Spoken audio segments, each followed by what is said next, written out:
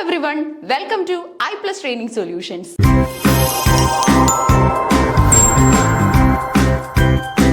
ഇന്നത്തെ ഈ ഷോർട്ട് വീഡിയോയിൽ നമ്മൾ ഡിസ്കസ് ചെയ്യുന്നത് ഡൊമസ്റ്റിക് നോവൽസിനെ കുറിച്ചാണ്. ഓക്കെ, ഇംഗ്ലീഷ് ലിറ്ററേച്ചറിൽ ഏറ്റവും പോപ്പുലാരിറ്റി ഉള്ള ഒരു കാറ്റഗറിയാണ് ഡൊമസ്റ്റിക് നോവൽസ് എന്ന് പറയുന്നത്. എപ്പോഴും കുടുംബങ്ങളുടെ കഥകളൊക്കെ കേൾക്കാൻ നമുക്ക് വലിയ ഇഷ്ടമാണ് അല്ലെ. അതാണ് ശരിക്കും പറഞ്ഞ ഈ ഒരു കാറ്റഗറി ഓഫ് നോവൽസിൽ നമ്മൾ മനസ്സിലാക്കുന്നത്. ഫേമസ് ആയിട്ടുള്ള ഒരു കൂട്ടം നോവലിസ്റ്റുകൾ ഡൊമസ്റ്റിക് നോവൽ എന്ന കാറ്റഗറിയിലേക്ക് മാത്രം കോൺട്രിബ്യൂട്ട് ചെയ്തിരുന്നു എന്നുള്ളതും ഈ ഒരു ഫീൽഡിന്റെ പ്രത്യേകതയാണ്. ഓക്കെ, അപ്പൊ കുറച്ച് കാര്യങ്ങൾ നോക്കിയാലോ. ഡൊമസ്റ്റിക് നോവൽസ്, ഈ കാണുന്നതൊക്കെ തന്നെ ഫേമസ് ആയിട്ടുള്ള ഡൊമസ്റ്റിക് നോവൽസിന്റെ ഒരു കവർ പേജ് ആണ് നിങ്ങൾ ഇവിടെ കണ്ടുകൊണ്ടിരിക്കുന്നത് കേട്ടോ. പോപ്പുലർ ആയിട്ടുള്ള നോവലുകളാണ്. ഓക്കെ, അപ്പം നമുക്ക് സെറ്റ് ഇംഗ്ലീഷിന്റെ സിലബസിൽ പ്രിസ്ക്രൈബ് ചെയ്തിട്ടുള്ളത് വാൾട്ടർ സ്കോട്ടിനെ കുറിച്ച് പഠിക്കാനാണ്. ഡൊമസ്റ്റിക് നോവലുകൾ എഴുതി പോപ്പുലർ ആയിട്ടുള്ള ഒരു റൈറ്റർ ആണ് വാൾട്ടർ സ്കോട്ട്. അദ്ദേഹത്തിനെ കുറിച്ച് ഡിസ്കസ് ചെയ്യാനായിട്ട് നമുക്കുണ്ട്. ഓക്കെ, സോ ഇതാണ് വാൾട്ടർ സ്കോട്ടിന്റെ പോർട്രൈറ്റ് എന്ന് പറയുന്നത്. ഇദ്ദേഹത്തിന്റെ പ്രത്യേകത എന്ന് പറയുന്നത് ഒരു സ്കോട്ടിഷ് നോവലിസ്റ്റ് ആണ്. ഓക്കെ, സ്കോട്ടിഷ് നോവലിസ്റ്റ് ആണ്. ഇനി അതുപോലെ തന്നെ ഈ സ്കോട്ടിഷ് നോവലിസ്റ്റുകളുടെ പ്രത്യേകത എന്ന് പറയുന്നത് സാധാരണ എല്ലാ നോവലിസ്റ്റുകളെ പോലെയും ഇവർ നല്ല രീതിയിലുള്ള പാട്രിയോട്ടിക് സ്പിരിറ്റ് അവരുടെ നോവലുകളിലൂടെ ബെസ്റ്റോൺ ചെയ്യുമായിരുന്നു, അല്ലെങ്കിൽ ഷോ ചെയ്യുമായിരുന്നു. ഓക്കെ, അവരുടെ രാജ്യത്തിനോടുള്ള ഒരു സ്നേഹം, നാഷണൽ സ്പിരിറ്റ് ഒക്കെ തന്നെ നമുക്ക് കാണാനായിട്ട് സാധിക്കുമായിരുന്നു. ഓക്കെ, അത് തന്നെയാണ് സ്കോട്ടിന്റെയും പ്രത്യേകത എന്ന് പറയുന്നത്. സ്കോട്ടിഷ് നോവലിസ്റ്റ് കൂടെയാണ്. Okay, Walter Scott. സോ ശ്രദ്ധിച്ച ഇദ്ദേഹത്തിന്റെ ടൈം പീരീഡ് ശ്രദ്ധിച്ചു കഴിഞ്ഞാൽ നമുക്കറിയാം 1771 മുതൽ 1832 വരെയാണ് അല്ലെ. 1771 മുതൽ 1832 വരെ. സ്കോട്ടിഷ് നോവലിസ്റ്റ് ആണ്, പോയറ്റ് ആണ്, അതുപോലെ തന്നെ ഒരു ചരിത്രകാരൻ കൂടെയാണ്. ഓക്കെ, ഹിസ്റ്റോറിയൻ ആണ്.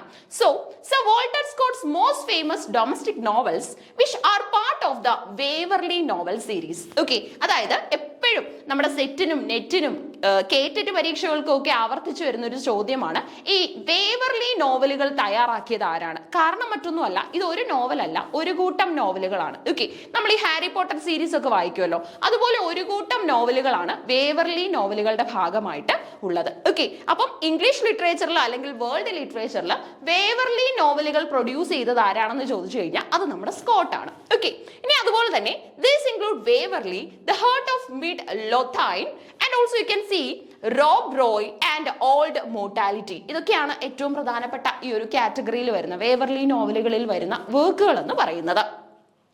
While Ivanhoe is also widely popular, it's a historical romance set in England rather than a domestic novel focused on Scottish life. Okay, അപ്പോൾ ഏറ്റവും കൂടുതൽ ഇദ്ദേഹം ചെയ്തിട്ടുള്ളത് ഡൊമസ്റ്റിക് നോവലുകൾ തന്നെയാണ്, പക്ഷെ ഹിസ്റ്റോറിക് ആയിട്ടുള്ള നോവലുകളും ചെയ്തിട്ടുണ്ട്. അതായത് എപ്പോഴും ഒരു രാജ്യത്തിന്റെ ലിറ്ററേച്ചർ മനസ്സിലാക്കാനുള്ള ഏറ്റവും നല്ല വഴി എന്ന് പറയുന്നത് ആ ഒരു രാജ്യത്തെ ഏറ്റവും പോപ്പുലർ ആയിട്ടുള്ള റെപ്രസെന്റേറ്റീവ് റൈറ്ററിന്റെ പുസ്തകം വായിക്കുക എന്നുള്ളതാണ്. ഓക്കെ, ഇപ്പൊ ഇന്ത്യൻ ഇംഗ്ലീഷ് ലിറ്ററേച്ചറിനെ കുറിച്ച് അറിയണമെങ്കിൽ നിങ്ങൾക്ക് സരോജിനി നായിഡുവിന്റെയും ടാഗോറിന്റെയും അതുപോലെ തന്നെ നമ്മുടെ ഫേമസ് ആയിട്ടുള്ള RK നാരായണന്റെയും രാജറാവുവിന്റെയും മുൾക്രാജ് ആനന്ദിന്റെയും ഒക്കെ തന്നെ പുസ്തകങ്ങൾ ധാരാളമാണ്. കമലാദാസിലൂടെ നമുക്ക് ഇന്ത്യയുടെ ഒരുപാട് ട്രഡീഷൻ ഒക്കെ മനസ്സിലാക്കി എടുക്കാനായിട്ട് സാധിക്കും. ഓക്കെ, അപ്പൊ ഇതാണ് നമുക്ക് ഇവിടെ സ്കോട്ടിനെ കുറിച്ചുള്ളത്. സോ സ്കോട്ട് ധാരാളം വേവർലി നോവലുകൾ തയ്യാറാക്കിയിട്ടുണ്ട്, അതുപോലെ തന്നെ ഒരു കൂട്ടം ഫേമസ് ആയിട്ടുള്ള ഡൊമസ്റ്റിക് നോവലുകളും തയ്യാറാക്കാനായിട്ട് അദ്ദേഹത്തിന് സാധിച്ചിട്ടുണ്ട്. ഹിസ്റ്റോറിയൻ ആണ്, വളരെ ഫേമസ് ആയിട്ടുള്ള കോൺട്രിബ്യൂഷൻസ് ആണ് ചെയ്തിട്ടുള്ളത്. ഓക്കെ, സോ ഇതാണ് നമ്മുടെ Jane Austen. Okay, female writer ആണ് Jane Austen. Jane Austen is known as the mother of domestic novels. Domestic നോവൽസിന്റെ മാതാവ്, മദർ എന്നാണ് നമ്മുടെ ജെയിൻ ഓസ്റ്റിൻ അറിയപ്പെടുന്നത്. കാരണം മറ്റൊന്നുമല്ല, അത്രയും കുടുംബ ബന്ധങ്ങളുടെ കഥ പറയുന്ന നോവലുകളാണ് നമ്മുടെ റൈറ്റർ ചെയ്തിട്ടുള്ളത്. ഓക്കെ, സോ നമുക്ക് ഇവിടെ കാണാനായിട്ട് സാധിക്കും റൈറ്ററിന്റെ പോർട്രൈറ്റ്. ജെയിൻ ഓസ്റ്റിനെ കുറിച്ച് ശ്രദ്ധിച്ചേ. ജെയിൻ ഓസ്റ്റിന്റെ പ്രത്യേകത എന്താണ്? 1775 മുതൽ 1817 വരെ. സ്കോട്ടിന്റെയും ജെയിൻ ഓസ്റ്റിന്റെയും പ്രത്യേകത നമുക്ക് ഒരു കാര്യത്തിലൂടെ മനസ്സിലാക്കാം. രണ്ടുപേരും കണ്ടംപററി റൈറ്റേഴ്സ് ആണ് അല്ലെ, ഒരേ കാലഘട്ടത്തിലുള്ള റൈറ്റേഴ്സ് ആണെന്ന് നമുക്ക് പറയാനായിട്ട് സാധിക്കും. ഇനി നോക്കിക്കേ, ഇംഗ്ലീഷ് നോവലിസ്റ്റ് ആണ്, മറ്റേ ആള് സ്കോട്ടിഷ് ആയിരുന്നു, ഇത് ഇംഗ്ലീഷ് ആണ്. Okay, non primarily for her 6 novels which implicitly interpret, critic and comment on the English landed gentry at the end of the 18th century. Okay, അതായത് ഈ പുതിയതായിട്ട് വളർന്നു വരുന്ന മിഡിൽ ക്ലാസ് ഉണ്ടല്ലോ, അവരുടെ ലൈഫ് ഒക്കെ നമുക്ക് നല്ല രീതിയിൽ മനസ്സിലാക്കാനായിട്ട് സാധിച്ചത് ജെയിൻ ഓസ്റ്റിന്റെ നോവലുകളിലൂടെയാണ്. ഓക്കെ, ജെയിൻ ഓസ്റ്റിന്റെ നോവലിൽ നമുക്ക് ഗ്യാരണ്ടി ചെയ്യാൻ അല്ലെങ്കിൽ അഷ്വർ ചെയ്യാൻ പറ്റുന്ന ഒരു കാര്യം എന്ന് പറയുന്നത് മോസ്റ്റ് പ്രോബബ്ലി മിക്ക കേസിലും നമ്മൾ ഇതൊരു സിംഗിൾ സിറ്റിംഗിൽ അല്ലെങ്കിൽ ഒരു വൺസ് അല്ലെങ്കിൽ ട്വൈസ് റീഡിങ്ങിലൂടെ നമ്മൾ ഇത് കംപ്ലീറ്റ് ചെയ്യും. ഓക്കെ, അത്രയും നമ്മളുടെ ലൈഫിലേക്ക് അല്ലെങ്കിൽ നമ്മുടെ മനസ്സിലേക്ക് കയറി വരുന്ന തരത്തിലുള്ള ക്യാരക്ടറൈസേഷനും തീമും സെറ്റിങ്ങും അതുപോലെ തന്നെ റിലേഷൻഷിപ്പും ഒക്കെയാണ് ഇതിനകത്ത് കൺവേ ചെയ്യപ്പെടാറുള്ളത്. ഇനി അതുപോലെ തന്നെ 18th സെഞ്ചുറിയെ കുറിച്ചുള്ള ഒരു ചിത്രം നമുക്ക് കിട്ടും. Jane Austen is renowned for her 6 major novels. ഈ നോവലുകളുടെ പേരൊന്ന് ഓർത്തോണേ.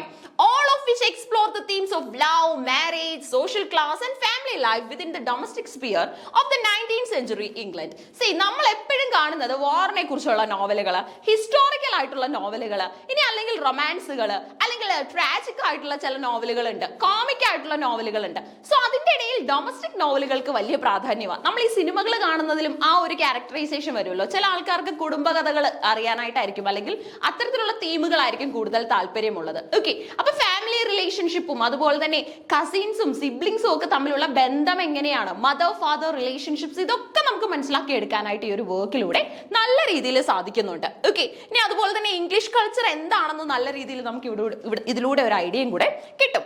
Her most famous works, often cited as examples of the domestic novel genre, include Sense and Sensibility. നമ്മുടെ ജെയിൻ ഓസ്റ്റന്റെ എക്കാലത്തെയും ഫേമസ് ആയിട്ടുള്ള വർക്കാണ് Pride and Prejudice, Mansfield Park, Emma, Northanger Abbey, Persuasion. Okay, അപ്പൊ ഈ നോവലുകളിലേക്ക് ഓരോ കഥാപാത്രത്തിന്റെ നായകന്റെ അല്ലെങ്കിൽ നായികയുടെ പേര് തന്നെ ഇപ്പൊ നമുക്ക് ഓർമ്മ വരുന്നുണ്ടാവും അല്ലെ. നമ്മളൊക്കെ വായിച്ചിട്ടുള്ള ഒരു കൂട്ടം നോവലുകളിൽ പ്രധാനമായിട്ടുള്ളതാണിത്. ഇതിന്റെ പ്രത്യേകത എന്താണെന്ന് ചോദിച്ചു കഴിഞ്ഞാൽ ഡൊമസ്റ്റിക് ഫിക്ഷൻ എന്ന് പറയുന്ന കാറ്റഗറിയിലാണ് നമ്മൾ ഇതിനെയൊക്കെ ഇൻക്ലൂഡ് ചെയ്യാറുള്ളത്. Okay, these novels are celebrated for their insightful characterizations, witty social commentary and also enduring popularity. Okay, wit എന്ന് പറഞ്ഞാൽ എന്താണ്? ഇന്റലക്ച്വൽ ആയിട്ടുള്ള, അതായത് നമ്മൾ ആലോചിച്ചാൽ മാത്രം നമുക്ക് ചിരി വരുന്ന തമാശകളെയാണ് വിറ്റ്സ് എന്ന് വിളിക്കുന്നത്. ഓക്കെ, അങ്ങനെയുള്ള വിറ്റ്സും നമ്മുടെ റൈറ്റർ നോവലുകളിലൂടെ കൺവേ ചെയ്യാറുണ്ടായിരുന്നു. ഓക്കെ, അപ്പൊ ഈ ഒരു ഷോർട്ട് വീഡിയോയിൽ നമ്മൾ ഡിസ്കസ് ചെയ്തത് ഡൊമസ്റ്റിക് ഫിക്ഷനെ കുറിച്ചാണ്.